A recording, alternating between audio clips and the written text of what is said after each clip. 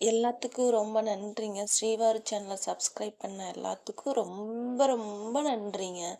1K subscriber வந்துட்டாங்க. உடனே நீங்க வாட்ச் ஹவர்ஸ் வந்துச்சான்னு கேட்காதீங்க. வாட்ச் ஹவர்ஸ் எல்லாம் வரல. 2 ஹவர்ஸ் தான் வந்திருக்கு.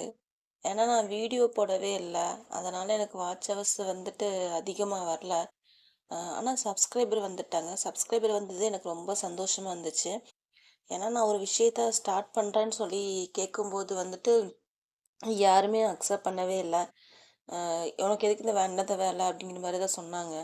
ஆனாலும் எனக்கு ஒரு ஆசை. சரி, நம்ம மாரி அ அ வருமானம் வருது அப்படிங்கிறதுக்காக போடணும்னு இல்ல.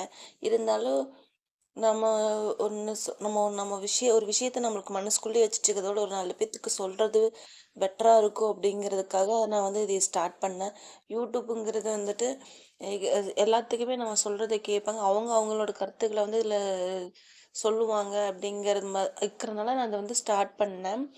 ஆ ஏன்னா நான் எப்பவுமே நம்ம ஒரு விஷயத்த செய்றோம் அப்படின்னோம்னா, நம்மளுக்கு வந்துட்டு ஒரு 3 இடங்கள்ல ஒண்ணு பிரச்சனை வரும். ஒண்ணு வந்து அ நம்ம ரிலேஷன்ஸ், அதுக்கு அடுத்து வந்து நம்ம சுத்தி இருக்கிறவங்க, 3வதா வந்து நம்மளே. அது மாரி 3 விதமான பிரச்சனை நமக்குள்ள வரும். அ ஃபர்ஸ்ட்டு நம்ம ரிலேஷன் பண்ணுவாங்க, "எதுக்கு உனக்கு இந்த வேண்டாத வேலை?" அப்படிம்பாங்க. நம்மள சுத்தி இருக்கிறவங்க, "இவ இருக்கிற வேலைய செய்ய மாட்டேங்கிறா, இதுல இது வேறயான்னு?" கேட்பாங்க. இத விஷயத்தையெல்லாம் கேட்டுட்டு நம்மளே ஐயோ! நம்ம கரெக்ட்டா பண்ணுவோமா? செய்ய மாட்டோமா? அ ஏதாவது தப்பாயிருமா? அப்படின்னு சொல்லி நம்மளே பயந்துக்குவோம். இந்த மாதிரி 3 விஷயங்களுமே வந்து எல்லாத்தையுமே பாதிக்கும். அதே மாரி என்னையும் பாதிச்சுச்சு. அதுக்கப்புறம் நான் வந்துட்டு, இல்ல என்ன இருந்தாலும் பரவால்ல.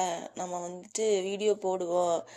நமக்கு புடிச்சத நம்ம செய்றோம். இதுல என்ன தப்பு இருக்கு? அப்படிங்கிற மாரி நானே என்ன மோட்டிவேட் பண்ணிக்கிட்டு தான் வீடியோ போட்டேன்.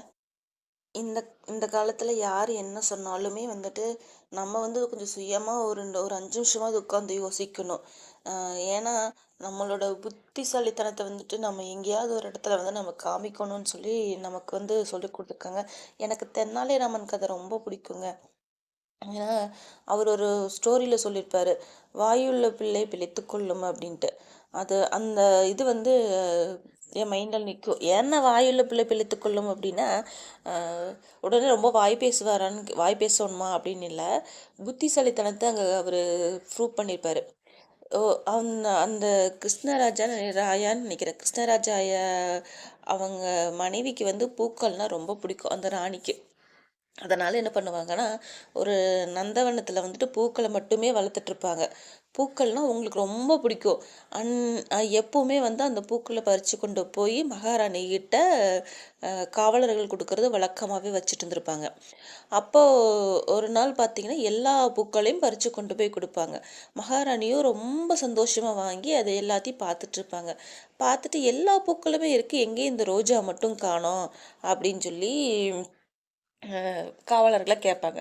அப்ப அதுக்கு காவலர்கள் சொல்லுவாங்க, எதுவுமே சொல்லாம கொஞ்ச நேரம் அமைதியாவே இருப்பாங்க.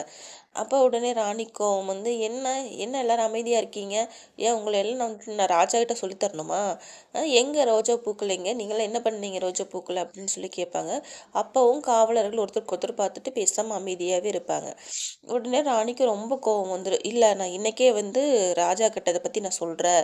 நீங்க யாருமே வந்து எனக்கு ரோஜா பூ பறிச்சு தர மாட்டேங்கிறீங்க." அப்படிங்கிற மாதிரி காவலர்கள்ட்ட சொல்லுவாங்க. காவலர்கள் அதை கேட்டுட்டு பயந்துருவாங்க. பயந்துட்டு என்ன சொல்லுவாங்க, "அ இல்ல இல்லைங்க ராணி, நாங்க வந்துட்டு எல்லா பூக்களையும் பறிச்சுட்டு வரும்போது, ரோஜா பூச்செடியில இருக்கிற பூவ மட்டும் காணாம காணாம போகுது. யாரோ வந்து திருடிட்டு போயிடுறாங்க." "என்னது ரோஜா பூச்செடியில இருக்கிறது பூவ திருடிட்டு போறாங்களா?" அப்படின்னு ராணிக்கும் ஒரே ஆச்சரியம். "நம்ம நந்தவனத்துல திருடர்களா? இது யாரா இருப்பா?" அப்படின்னு சொல்லி கேட்பாங்க. அப்ப "தெரியலைங்க ராணி. நாங்க யாருன்னு பார்க்குறோம்" அப்படின்னு. "சரி, நானும் ராஜா கிட்ட சொல்லி இன்னும் கொஞ்சம் வீரர்கள வந்துட்டு அனுப்பி வைக்கிறேன்." அப்படின்னு சொல்லி சொல்லுவாங்க. சரின்னு சொல்லிட்டு அதே மாதிரி அவ அவங்களுக்கு அது ஒரு பிரச்சனையாவே இருக்கும். அவங்க ராஜாவ தேடி போவாங்க. ராஜா கிட்ட ராணி போனதுமே ராஜா வந்து புரிஞ்சுக்குவாரு. இல்ல இவங்களுக்கு ஏதோ ஒரு பிரச்சனை இருக்குது. அவங்க முகத்திலேயே தெரியுது அப்படின்னு சொல்லிட்டு சிரிச்சுட்டு, "சரி கொஞ்ச நேரம் இருங்க. நான் வந்துட்டு ராணிகிட்ட பேசிட்டு வரேன்" அப்படின்னு சொல்லிட்டு ராஜா போயிருவாரு. அப்புறம் ராணியை பார்த்துட்டு, உட்காருமா, என்னம்மா பிரச்சனை, என்னமோ மூஞ்சி சோகமாக வச்சுருக்குற, என்ன பிரச்சனை, ஏதோ உனக்குள்ள ஒரு கவலை இருக்கிற மாதிரி தெரிகிறது, என்ன கவலை உனக்கு அப்படின்னு. இல்லை ராஜா, நம்ம நந்தவனத்தில் எனக்கு பூக்கள் ரொம்ப பிடிக்குங்கிறதுனால நம்ம நந்தவனத்தை வந்து நம்ம உருவாக்கியிருக்கோம். அந்த நந்தவனத்தில் இருக்க எல்லா பூக்களுமே வீரர்கள் பறிச்சுட்டு கொண்டு வந்து எங்கிட்ட தந்துடுறாங்க. ஆனால் ரோஜா பூவை மட்டும் எனக்கு பறித்து கொண்டு வந்து தர மாட்டேங்கிறாங்க. ஏன் ரோஜா பூவை மட்டும் பறிக்க மாட்டேங்கிறாங்க அப்படின்னு கேட்குறாங்க. அதுக்கு வந்துட்டு, இல்லை, ரோஜா பூவை மட்டும் பறிக்க மாட்டீங்க, பறிக்க யாரும் திருடிட்டு போயிடுறாங்க அப்படிங்கிற மாதிரி சொல்கிறாங்க. எனக்கு வந்து ரொம்ப கஷ்டமாக இருக்குது. எனக்கு நம்ம நந்தவனத்தில் ஒரு ரோஜா பூ திருடிட்டு போகிறாங்க அப்படின்னா அது யார் என்னன்னு பார்க்கணுங்கிறதுக்காக தான் நான் வந்து உங்ககிட்ட சொல்கிறதுக்கு வந்தேன். சரி, ஓகே, நான் வந்து பார்த்துக்கிறேன் அப்படின்னு சொல்லிட்டு, யார் அங்கே அப்படின்னு சொல்லி கேட்பாரு. கூப்பிட்டதுமே வீரர்கள் வருவாங்க. வீரர்கள் வந்து நந்தவனத்தில் வந்து வீரர்கள் அதிகப்படுத்திட்டு யார் யார் வந்து திருடிட்டு போகிறாங்களோ அந்த திருடர்களை வந்து கையும் காலுமா பிடிச்சிட்டு வரணும் அப்படிங்கிற மாதிரி சொல்லிடுவார். சொன்னதுமே என்ன பண்ணுவாங்க, சரி, ஓகே, நான் வந்துட்டு போகிறேன் அப்படின்னு சொல்லி எல்லா வீரர்களும் அரேஞ்ச் பண்ணி எல்லா வீரர்களும் நின்றுருவாங்க. வெளியில் நந்தவனத்துக்கு வெளியிலையும் வீரர்கள் நிற்பாங்க, உள்ளேயும் வீரர்கள் நிற்பாங்க. அதே மாதிரி சாயங்காலம் ஒரு 6 மணி ஆகுது. எல்லா பூக்களையும் பறிச்சுட்டு வந்துட்டுருக்காங்க. எல்லா பூக்களையும் பறிக்கிறாங்க. பறிச்சுட்டு வரும்போது ரோஜா பூவையும் பறிக்கிறதுக்கு வராங்க.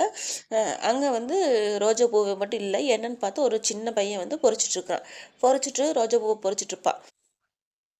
பொறிச்சிட்ருக்கவும் உடனே என்ன பண்ணுவாங்க, வீரர்கள்லாம் அவனை வந்து பிடிச்சிருவாங்க, கையும் காலுமா பிடிச்சிருவாங்க. பிடிச்சிட்டு, நீ தான் வந்து ரோஜாவை பொறிக்கிறவனா, இப்படி தான் வந்து ராணியோட நந்தவனத்தில் இருக்கிற எல்லா ரோஜா பூவையும் நீ தான் பறிச்சிட்டிருக்கிறியா, இரு, இன்றைக்கே உன்னை மகாராஜா கிட்ட நாங்கள் ஒப்படைக்கிறோம் அப்படின்னு சொல்லிட்டு அவன் கையில் அவன் மடியில் இருக்கிற பூக்கள் எல்லாம் பார்த்துட்டு அதோடையே அவனை வந்து பிடிச்சிருவாங்க. பிடிச்சிட்டு போய் அப்போல்லாம் பார்த்தீங்கன்னா சிறைகளில் வந்து வெளிப்படையாக தான் வச்சுருப்பாங்க. கட்டடம் கட்டி அந்த மாதிரியெல்லாம் சிறைகளில் வந்து மக்கள் நடமாடும் இடத்துல தான் வச்சுருப்பாங்க, மக்கள் பார்த்துட்டு போகிற மாதிரியே.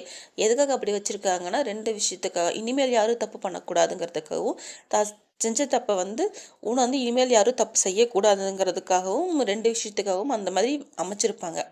அப்புறம் என்ன பண்ணுவாங்கன்னா, சரி அப்படி சொல்லிட்டு வச்சுருப்பாங்க. அப்போ அந்த வழியாக அவங்க அம்மா, அந்த குழந்தையோட அம்மா வந்து அழுதுட்ருப்பாங்க.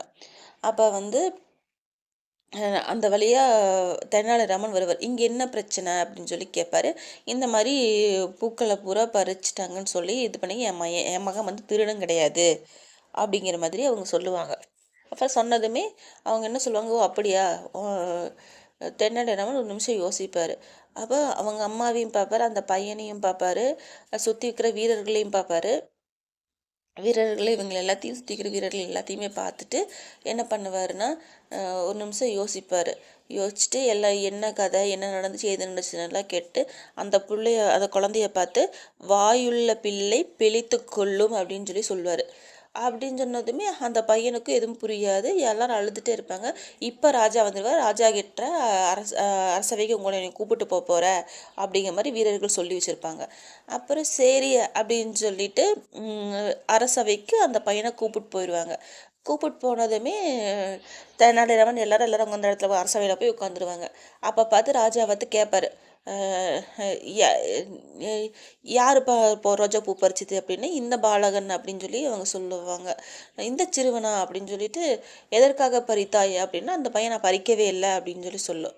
பறிக்கவே இல்லையா, என்ன சொல்கிற, பறிக்கவே இல்லைன்னு சொல்லாமல் வீரர்கள் சொல்லுவாங்க, கையும் காலுமா பிடிச்சும் போதே அவன் வந்து பறிக்கலைன்னு சொல்கிறான் அரசரே, நீங்களே இந்த இதை கேளுங்க அப்படின்னு சொல்லி சொல்லுவாங்க. அப்புறம் சரி, அப்படியா, நீ பறிக்கவே இல்லையா, எங்கள் நந்தவனத்தில் ரொம்ப நாளாக ரோஜா பூ பறிக்க முடியாமல் இருக்குது, நீ தான் பறிச்சுட்டு போயிட்டுருக்க, இப்போ பறிச்சுட்டு வந்து எங்கள் வீரர்கள் கையும் காலுமா உன்னை பிடிச்சிட்டு வந்துக்கிறாங்க, அப்போவும் வந்து நீ இல்லை, நான் பறிக்கவே இல்லை அப்படின்னு நீ சொல்கிற அப்படின்னு வந்து, இல்லை நான் பறிக்கவே இல்லை, நான் அந்த வழியாக போயிட்டு இருந்தேன், இவங்க வந்து என்னை பிடிச்சிட்டு வந்துட்டாங்க அப்படிங்கிற மாதிரி அந்த அந்த பையன் சொல்லுவான். அப்போ ராஜாக்கு வந்துட்டு அப்படியா அப்படின்னு வீரர்களை சடனே திரும்பி பார்ப்பாரு. வீரர்களை பார்த்துட்டு வீரர்கள் என்னவாங்க, இல்லை இல்லை, அவன் மடியில் இருக்குது பூரா ரோஜா பூவுமே, நீங்கள் வேணால் செக் பண்ணி பாருங்க அப்படின்னு சொல்லி ராஜா கிட்ட சொல்லுவார். சரி ஓகே, அது அவன் மடியில் எல்லாம் ஓப்பன் பண்ணுங்க பார்க்கலாம் அப்படின்னு சொல்லி சொல்லுவார். பார்த்தா அதில் எந்த பூவுமே இருக்காது. அப்போ வீரர்கள் எல்லா பூவையும் கையோட தானே நம்ம இப்போ பிடிச்சிட்டு வந்தோம், பொறிச்சு போட்டிருந்தான், அதை அவனை கையோட தானே நம்ம கூப்பிட்டு வந்தோம், எப்படி இந்த பூவை மட்டும் காணாமல் போயிருக்கோ அப்படின்னு சொல்லி யோசிச்சுட்டே நிற்பாங்க. அப்புறம் யோசிச்சுட்டே நிற்கும் போது ராஜாக்கும் தெரியாது. அப்போ நான் திருடனை பிடிச்சிட்டு வான்னு சொன்னேன், இந்த மாதிரி சின்ன பையனை பிடிச்சிட்டு வந்திருக்கீங்களா அப்படின்னு சொல்லி வீரர் சத்தம் போடுவார். அப்போ தான் தெனாலிராமன் அந்த பையனை ஒருத்தர் முகத்தை பார்த்து சிரிச்சுக்குவாங்க. என்ன காரணம்னா, அந்த ரோஜா பூ வந்து மடியில் கட்டிட்டு வந்து நின்றுருப்பாள். அப்போ வந்து தெனாலிராமன் சொல்லியிருப்பாரு, வாயுள்ள பிள்ளை பிழைத்து கொள்ளும்னு சொன்ன அந்த ஒரு வார்த்தை என்னன்னா, அந்த ரோஜா பூவை வந்து பூரா சாப்பிட்ருப்பாரு, அந்த பையன் சாப்பிட்ருவான். இந்த மாதிரி அந்த அந்த பூவை பூரா சாப்பிட்ரு அப்படிங்கிறத வந்து சிம்பாலிக்காக சொல்லி கொடுத்துருப்பாரு. நீ வாயுள்ள பிள்ளை பிழைத்து கொள்ளும் அப்படின்னு. அந்த அந்த பையன் என்ன பண்ணுவான், அந்த வீரர்கள் அந்த சிறைச்சாலையிலிருந்து அரசவைக்கு கூப்பிட்டு வர கேப்பில் அந்த பூவை பூரா எடுத்து சாப்பிட்ருவான். அப்போ அந்த மடியில் அந்த பூவு எதுவும் இருக்காது, ராஜா கிட்டேயும் மாட்டிக்க மாட்டான். அப்போ உண்மையான திருடர்களை கண்டுபிடிங்கன்னு சொல்லி வீரர்களுக்கு உத்தரவிட்டு அந்த பையனை விடுதலை பண்ணிடுவாங்க. இது மாதிரி தான் இது. அதாவது ஏதாவது நமக்கு வந்து ரொம்ப அந்த நேரத்தில் சமாளிக்கக்கூடிய திறமை வேணும், புத்திசாலித்தனம் வேணும். அதுக்காக இந்த கதை வந்து எப்பவுமே என் மைண்டில் ஓடிக்கிட்டே இருக்கும். நம்ம எந்நேரமே வந்து நல்ல விஷயங்களை நம்ம பண்ணுறோம் அப்படின்னா, நமக்கு நிறைய பிரச்சனைகள் தேடி தேடி தேடி தேடி வந்தாலுமே அதை சமாளிக்கிற திறமை நமக்குள்ளே வரணும். அதுக்காக தான் நம்ம செய்கிற செயல் அத்தனையும் ஒரு நிமிஷம் யோசிச்சு நம்ம செய்கிற முடிவில் நம்ம தெளிவாயிட்டு அது உறுதியாக செஞ்சு முடிக்கணுங்கிற எண்ணத்தோடு, நம்ம நல்ல எண்ணத்தோடு செஞ்சிடணும்.